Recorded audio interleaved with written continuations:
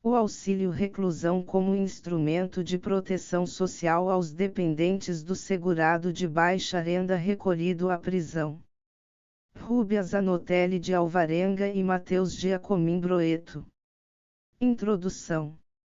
O tema abordado no artigo em questão remete a um benefício previdenciário que começou a espalhar suas raízes em meados do século XX, se tornando nas últimas décadas, talvez, o benefício previdenciário que mais sofre críticas devido à difusão de falsidades ao seu respeito na sociedade, sendo impostas cada vez mais medidas restritivas à sua existência e finalidade. O auxílio reclusão é um benefício que é devido aos segurados de baixa renda, que assim como a pensão de morte é destinado somente aos dependentes do segurado, no caso em questão o recluso/detento, sendo importante salientar que estes não recebem o auxílio reclusão, mas na verdade seus dependentes.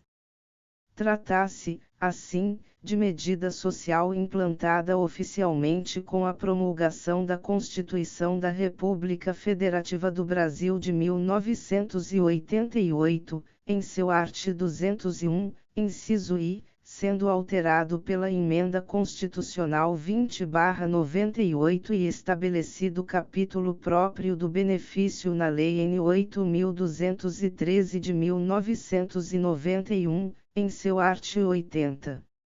Logo, este artigo tem como objetivo analisar as origens humanas e legais do benefício previdenciário denominado auxílio reclusão, demonstrando assim sua importância social e econômica no sistema social e jurídico brasileiro como um benefício protecionista.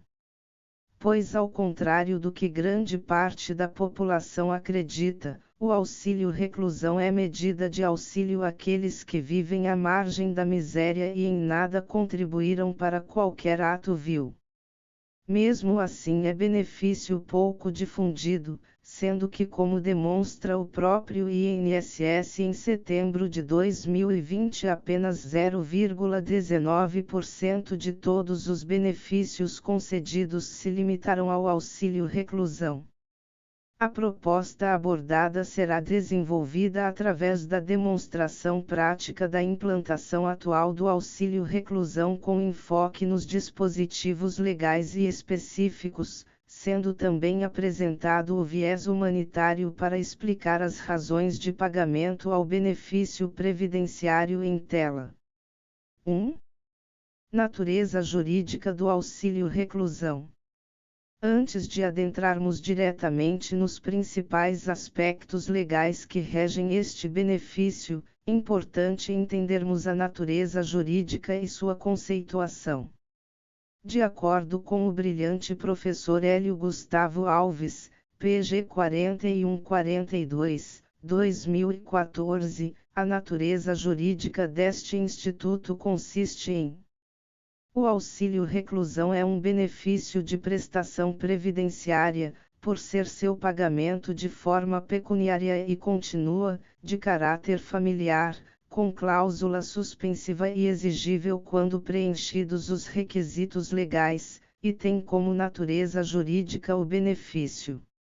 Em sua conceituação, podemos ainda nos valer do que explicam outros doutrinadores, como Fábio Zambit, PG 681, 2015. O auxílio reclusão, assim como a pensão por morte, é benefício destinado exclusivamente aos dependentes do segurado, no caso, o preso. Este não recebe o auxílio reclusão, mas sim sua família. Por fim, cita-se Iodas Dida Gonçalves, P. 184, 2005, que ensina o seguinte: o auxílio reclusão é benefício de prestação continuada, substitutivo do salário de contribuição ou do rendimento do trabalhador, devido ao conjunto dos dependentes de segurados de baixa renda recolhidos à prisão. Desta forma, de maneira rápida e sutil, fora explicado a respeito da conceituação / natureza jurídica do auxílio-reclusão para maior compreensão do tema ao leitor. 2. Aspectos legais do auxílio-reclusão. O auxílio-reclusão, conforme perpassado na introdução, teve sua primeira aparição em sede constitucional na promulgação da CF-88, constando no inciso I do art. 201 da Carta Magna em seu modelo original, onde afirmava que os planos da Previdência Social atenderiam, mediante a contribuição, a cobertura de evento, dentre outros, de reclusão. Após o benefício ter sido adotado em sede constitucional pela Constituição mais democrática promulgada, outro passo importante para que o benefício fosse ainda mais regulamentado e aplicado, foi a implantação de capítulo próprio do tema no art. 80 da Lei N. 8.213, de 24 de julho de 1991, a Lei de Benefícios da Previdência Social LBPS. O art. 80 igualou a concessão do auxílio-reclusão no que pese às condições da pensão por morte, para os dependentes do segurado, ou seja, o benefício não é recebido pelo preso e sim por seus segurados, com requisitos de não receber remuneração de empresa e não estar em gozo de auxílio-doença, de aposentadoria ou de abandono de permanência de serviço. Mais especificamente, o parágrafo único do mesmo artigo, explica que o requerimento do auxílio-reclusão deve ser instruído com certidão do efetivo recolhimento da prisão, sendo obrigatório a apresentação de declaração de permanência na condição de presidiário para manutenção do benefício. Após a LBPS, é fundamental comentar que após 10 anos da promulgação da Constituição Federal de 1988, o art. 201 não permaneceu em sua integralidade até os dias atuais, já que o dispositivo sofreu alteração pela Emenda Constitucional N. 20 de 15 de dezembro de 1998. A alteração do texto legal surgiu para que somente fossem beneficiários capazes de perceber o benefício do auxílio-reclusão os segurados de baixa renda. Desta forma, a limitação do salário-contribuição se tornou um novo requisito para a percepção do benefício, restringindo ainda mais sua aplicabilidade no mundo fático. A penúltima e talvez uma das alterações legais que mais impactou o Instituto aqui tratado, foi a Lei nº 13.846, de 18 de junho de 2019, tendo como principais novidades, carência de 24 meses, que o regime prisional seja o fechado, não estar recebendo salário maternidade e nem pensão por morte para que assim os dependentes tenham direito ao benefício. Por fim, o último acontecimento legal que alterou como o auxílio-reclusão é concedido, ocorreu na reforma previdenciária por meio da Emenda Constitucional N. 103, de 12 de novembro de 2019.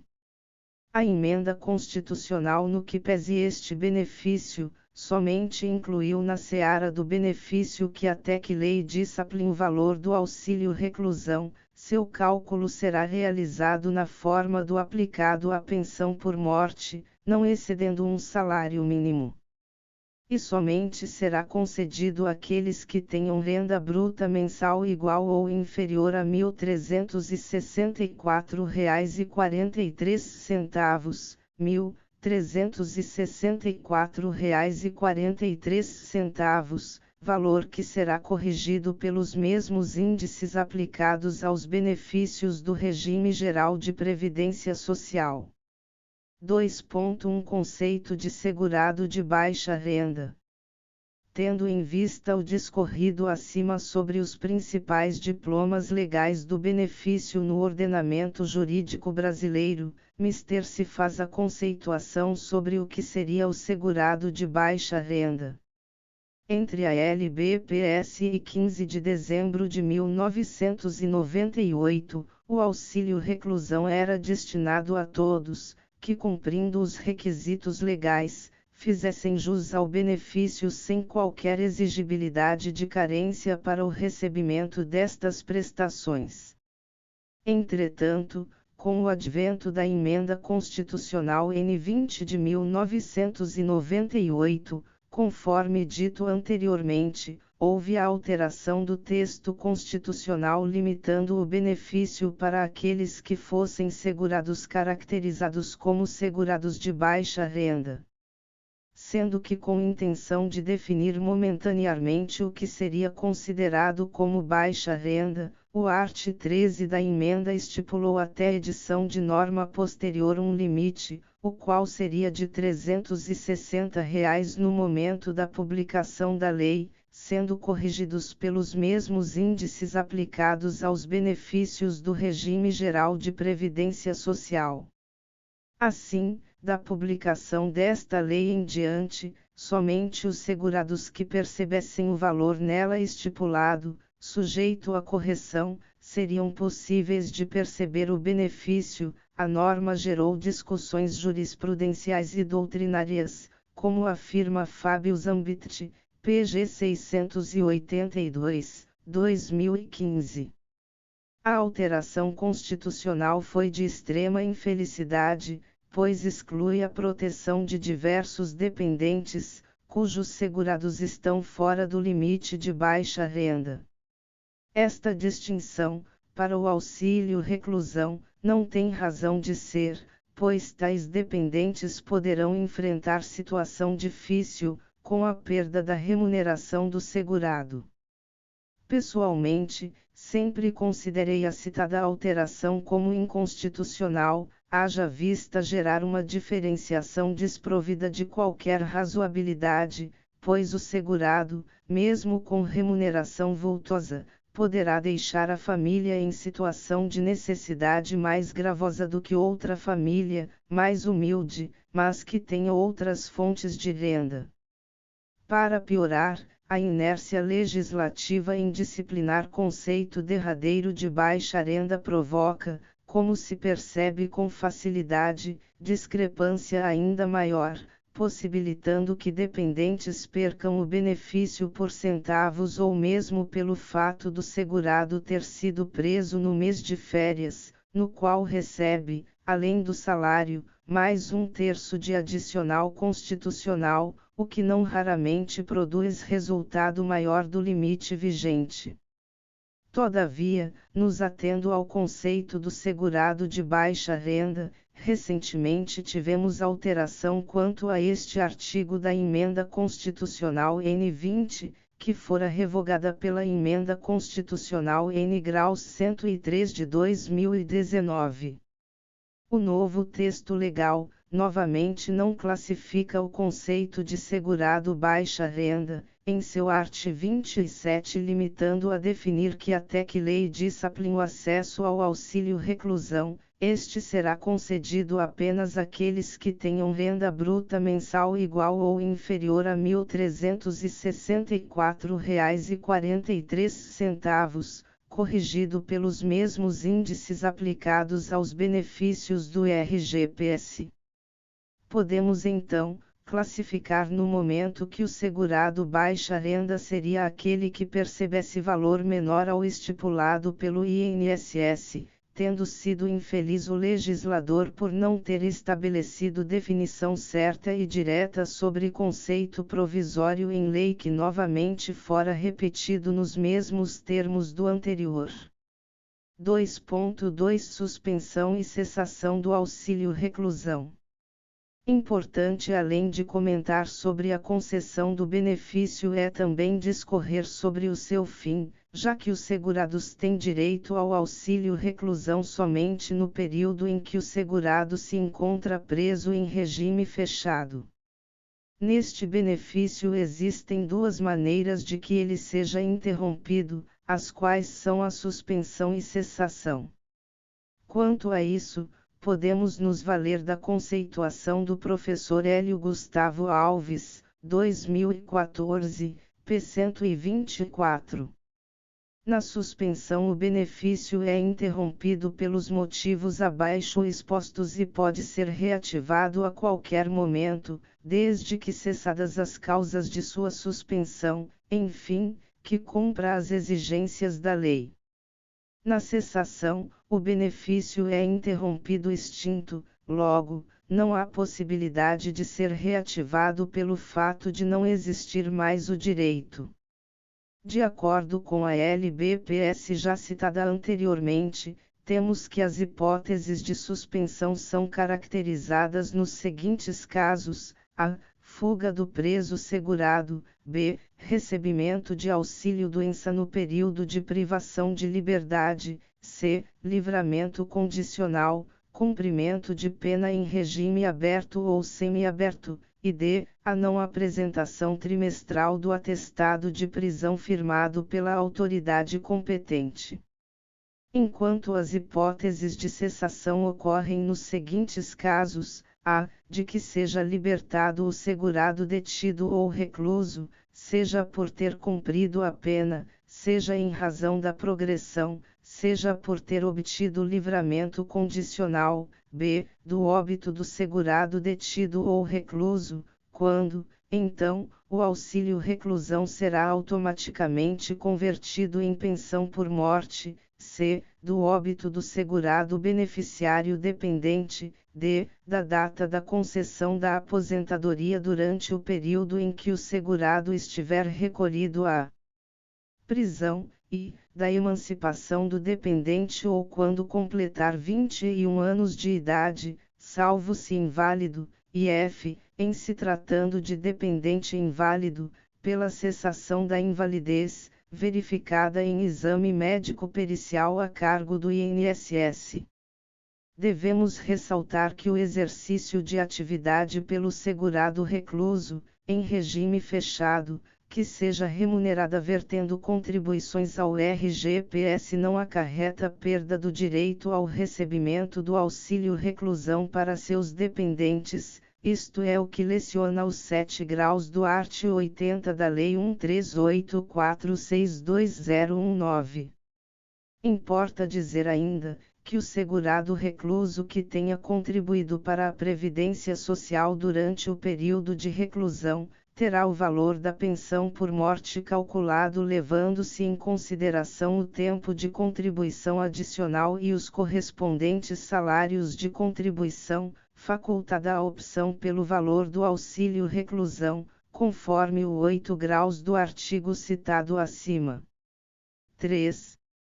Razões sociais do pagamento auxílio-reclusão. Conforme exposto, o auxílio-reclusão é um benefício previdenciário que tem como objetivo o pagamento de quantia que garanta a subsistência dos dependentes do segurado baixa renda que por não ter receita diminuída em razão da prisão tem sua existência digna ameaçada. Novamente, frisa-se que o benefício nunca foi concedido ao segurado preso, mas sim aos dependentes do segurado. Devemos lembrar que o sistema carcerário não é somente um meio punitivo ao indivíduo que incorreu em pena por delito praticado, mas também tem função de reeducação e reinserção social. Entretanto, a realidade demonstra o contrário. É o que afirma Hélio Gustavo Alves, 2014, p. 44. O sistema carcerário tem como função reeducar o preso e uma das formas de ressocialização é dar-lhe oportunidade de exercer uma atividade profissional dentro do sistema carcerário, fato que não ocorre.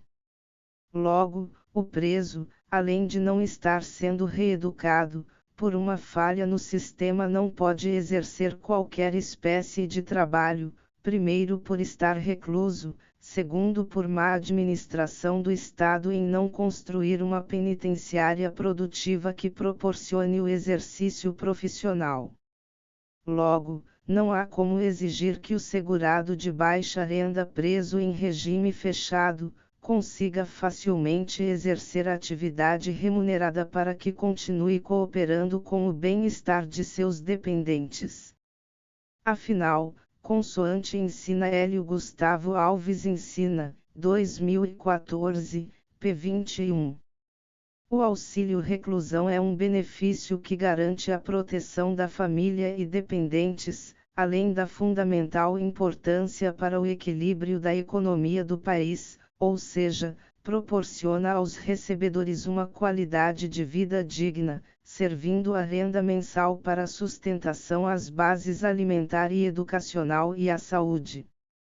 Importante comentar sobre a bruta falsidade repetida por aqueles que acreditam que o benefício incentiva a população a cometer delitos e a gerar a oneração excessiva do INSS, afirmações que não poderiam ser mais obtusas. O auxílio reclusão, além de ser devido somente aos segurados de baixa renda, exige custeio do próprio segurado, já que possui carência de 24 meses para sua concessão. Além do mais, essa renda não é revertida para o segurado preso, mas sim para os seus dependentes. No Boletim Estatístico da Previdência Social de setembro de 2020, volume 35, número 09, usado como método comparativo, temos que no total foram concedidos 448.605 benefícios, dos quais apenas 855 foram definidos como auxílio reclusão, ou seja, apenas 0,19% de todos os benefícios concedidos foram destinados ao benefício em questão. Assim, é observado nos boletins de outros meses que geralmente nem 0,5% de todos os benefícios mensais são destinados ao auxílio, o que ocorre justamente pela falta de informação destes segurados. Sendo que, se a concessão fosse devida, não somente seus dependentes seriam beneficiados, mas sim a sociedade como um todo, já que elevando novamente a condição financeira dos dependentes que necessitam deste valor para sua subsistência digna, não somente temos pessoas que tendem a gerar menos adversidades ao Estado e à sua comunidade, mas também teremos um valor que é revertido ao mercado econômico, aquecendo assim a economia do país. Por fim, não há o que se questionar a respeito da finalidade humana do auxílio reclusão. A razão social de seu pagamento é transparente, não é gerar qualquer benefício ao indivíduo delituoso, mas sim assegurar que seus dependentes, que nenhuma responsabilidade têm sobre o delito, mas que são afetados diretamente por suas implicações, tenham uma existência digna. O auxílio reclusão é um direito humano e fundamental de grande magnitude para as pessoas que vivem à margem ou diretamente na miséria, pois força a distribuição de renda que atenua a desigualdade econômica existente. 3.1 Auxílio reclusão como direito humano e fundamental. É clara a intenção social do pagamento do auxílio reclusão, entretanto, o benefício é além de apenas uma medida meramente social, podendo ser definido como uma manifestação dos direitos humanos. A partir do momento que entendemos que os direitos humanos surgiram como uma necessidade dos grupos sociais mais fragilizados em decorrência da falta de oportunidades e da negligência do Estado em promover políticas públicas de inclusão social e de distribuição de renda, é entendida a afirmação no parágrafo anterior.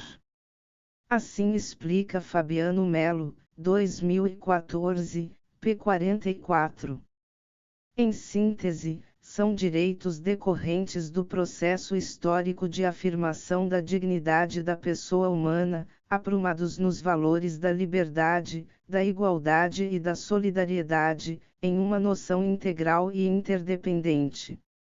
Esses direitos asseguram as condições de sobrevivência e constituem possibilidade emancipatória para a plena realização do projeto de vida da pessoa e, em última análise, do sujeito coletivo.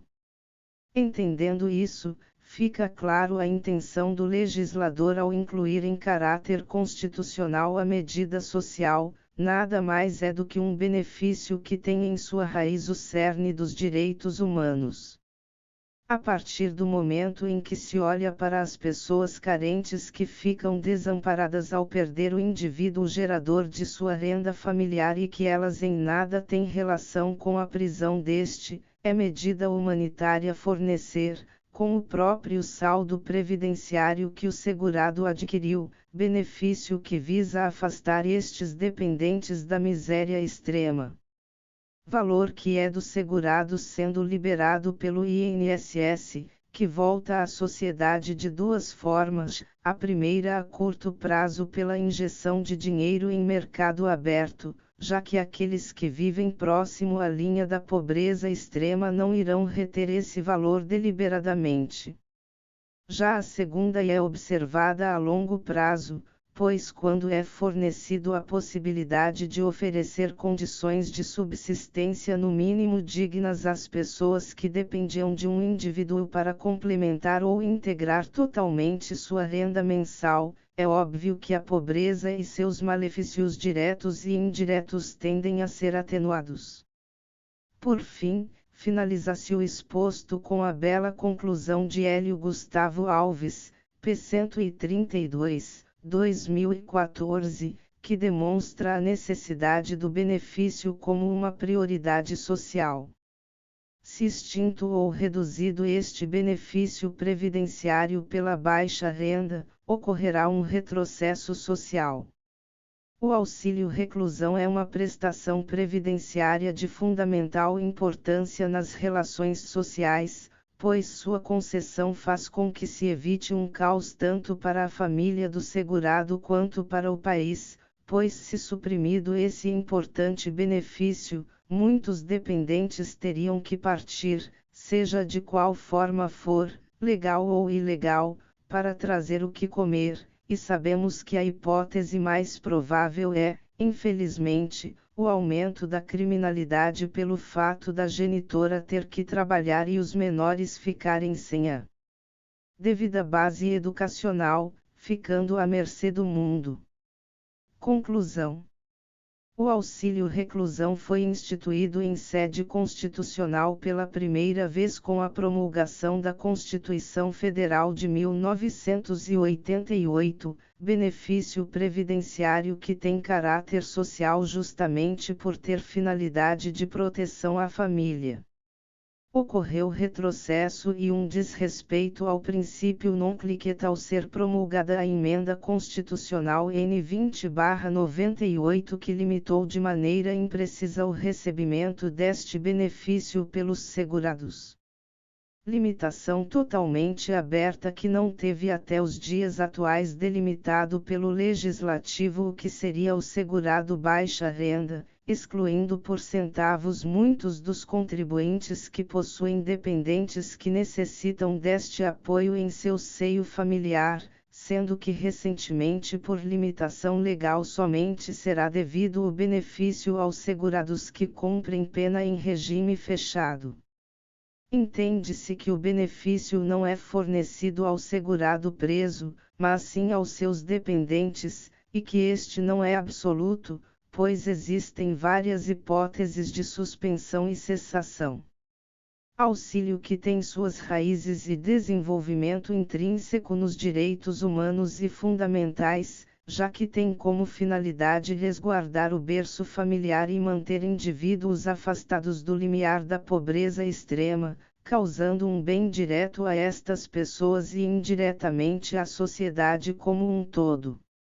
Por fim, se forem atendidos os ideais de pessoas que se levam por notícias falsas e alegações com idoneidade duvidosa, extinguindo ou reduzindo esse benefício previdenciário, teríamos forte retrocesso social atingido através da luta e conquista que originou a Constituição Federal de 1988, implicando no aumento da pobreza dos mais necessitados e consequentemente na própria criminalidade que se volta contra aquele que a originou, sendo este o Estado e aqueles que o formam, os próprios cidadãos.